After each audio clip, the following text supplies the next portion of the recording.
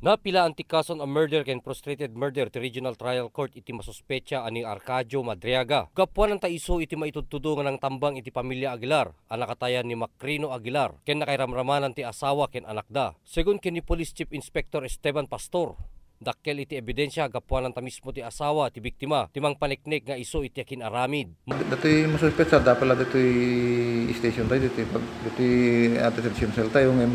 No dahi nakapiansa na, dependento dahi korte dahi, no niya ti rumor nga darom nga ko, hindi talaga nga, no ti murder talaga unavailable dahi ito nga kaso.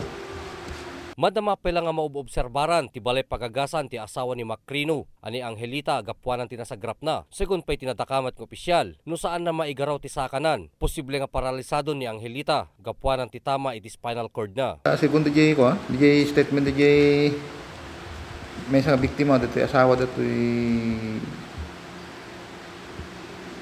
natay. Kasla ti bagana, nakita na mismo kanu nga iso dito Arcadio Madriaga, iso tinakita na talaga kanu nga pimaltog kanyada. Ti pinakipatpatang iti press corps dagiti kakabagyan ken gagayem ti pamilya Aguilar. Naragsak dalaunay gapuanan tanakaswan iti maitudtudo nga masuspecha ni Madriaga. Naibaga pay nga pakaigapuan iti daga iti mapapati nga saanda nagkinnawatan. Para iti press corps, Ryan Pardo.